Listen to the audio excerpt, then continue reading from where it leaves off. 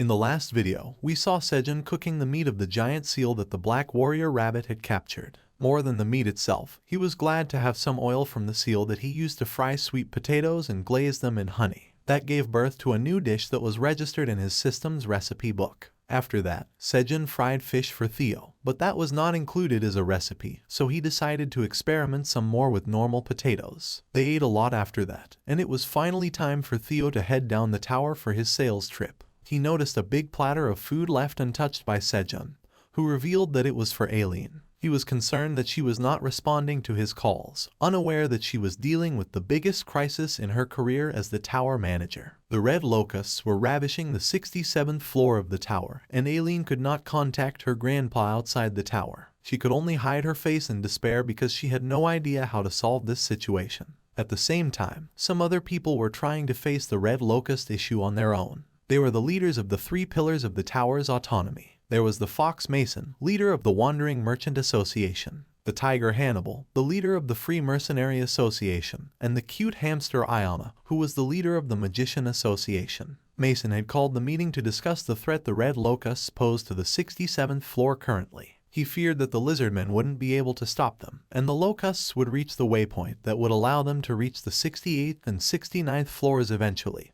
which are among the 5 granaries of the tower. Everyone panicked on hearing this, and the leaders believed that the great famine that took place after the destruction of the 55th floor might occur again. Iona explained the lore of the red locust attack to everyone and then cursed Grid for taking control of the abandoned area. Mason and Hannibal seemed to be on Grid's side, but Iona was firm in her stance. Suddenly, someone suggested that the black dragon who runs the tower would save them, but Iona said that the last time, the dragon took too long to respond, and the 55th floor was almost destroyed. This time too, she doesn't think it is wise to lay their hopes on the Black Dragon's shoulders and declares that she will lead an army of war mages to fight against the locusts, urging everyone to support her. On the other hand, Theo was resting at the Silver Wolf tribe's village, where Elka was catching up with his family. Theo played with some kids and gave them fried fish, but then he noticed something unusual in his bundle. It was the sun's sweet potato, and Theo freaked out upon seeing it. He realized that he had made a big mistake by bringing it here, but he tried to hide it from Elka. He then told the wolf chieftain to hurry to the 38th floor, while the only thing he could think of was how to erase proof of his greatest blunder. Meanwhile, on the 99th floor, Sejun is frantically searching for the sweet potatoes in the heap of green onion leaves. He can't find a single one of the sweet potatoes, and he is in full panic mode because of it.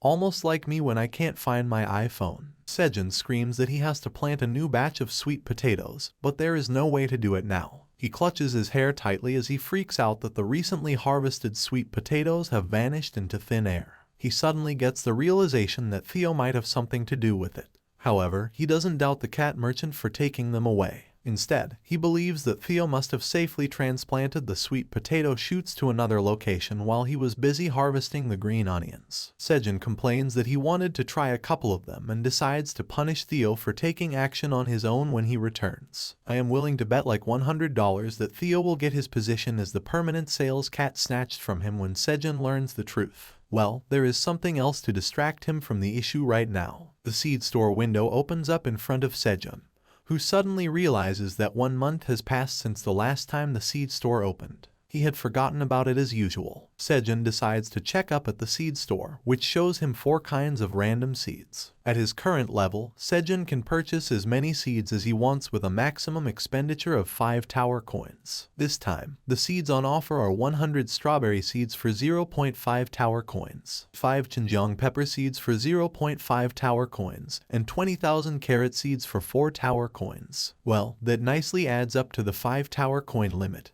But there is also a 4th and rather remarkable option this time. It is just 1 flame bean seed, which is worth a full 5 tower coins. Sejun is quite curious about the flame bean seed because just 1 seed costs a whopping 5 tower coins. Well, money is not a constraint for our filthy rich MC, but he is worried about the condition that he can only buy seeds worth 5 tower coins at a time. He thinks that if he buys the flame bean seed, he won't be able to buy anything else. The risk is too big to take, despite the fact that the flame bean seed will definitely be worth its price. Sejun decides not to take a risk this time and picks up the things he is familiar with. He selects the strawberry seeds and the pepper seeds because they will give him the familiar flavor he is yearning for. Also, since there are more rabbits in his care now, he needs more carrots to feed them. So he buys the carrot seeds too. Buying the 3 items fulfills the limit of 5 tower coins, and the system verifies Sejun's purchases and deducts the money from his account. It also gives him 50 seed store mileage points, and now he has a total of 56 seed store mileage points. The system thanks him for using the seed store, and then the window vanishes. The seeds fall into Sejun's hand in the same old luxury pouches, and he is happy that he has a lot of things to plant now.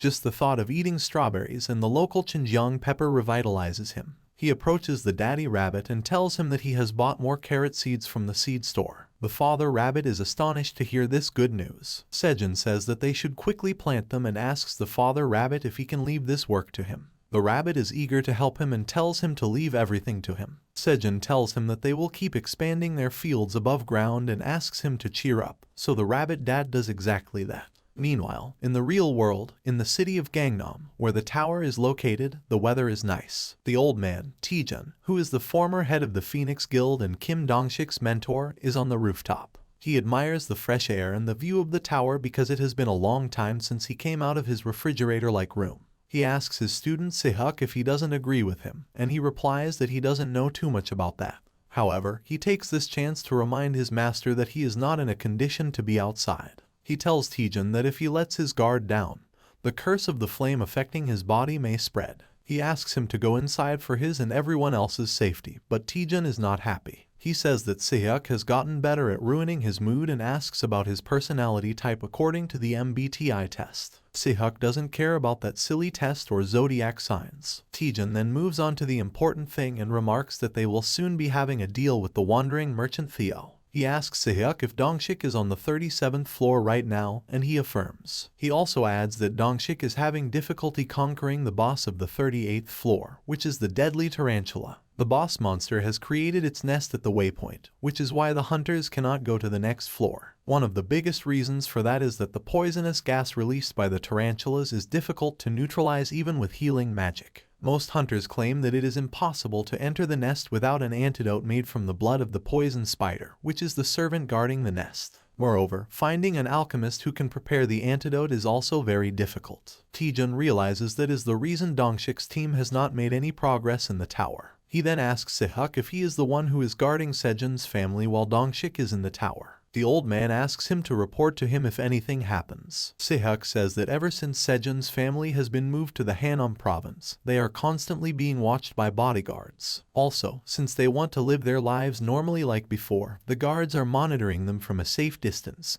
so they are not bothered by them. Sehuk reveals that recently, there was an attempt by a foreign association to get close to them. They sent some attractive TikTok models to lure Sejun's younger brother Sedal, so that he could let them get closer to Sejun. However, Sedal's friends made sure that he didn't give the girls his contact information or go out drinking with them. Wait, why does one of the guys look exactly like Sejun? Well, Taejun laughs upon hearing the reports, but that laughter turns into a cough. Sehuk is worried about him, but Taejun tells him that he is fine as he pops a magical cherry tomato that looks like a small candy in his hands. Sehuk asks if that was a cherry tomato, and the old man affirms. He says that after eating the cherry tomatoes, overcoming the curse of the flame has become much smoother for him. He says that the tomatoes are a very useful item, and they are quite tasty as well, so they will surely help a lot of people in the future. That is why Taejun believes that Sejun is a talent that they should not let go of. He begins walking back to his room while telling Sehuk to remind Dongshik that he promised to bring Sejun to his office once he comes out of the tower. He laughs for no reason as he goes inside, and Sehuk watches him, wondering if the old man finally went senile. However, he trusts that there is definitely a way to release the curse of the flame affecting his master, and he is sure that if the task is up to Dongshik, he will find a cure at all costs. Well, right now, Dongshik is in the dungeon, fighting a horde of spider monsters. The monsters keep coming, no matter how many he kills, and he realizes that it won't be possible to defeat them all. He tells his teammates to retreat and regroup, but then one of his teammates yells at Dongshik that there is a spider above him.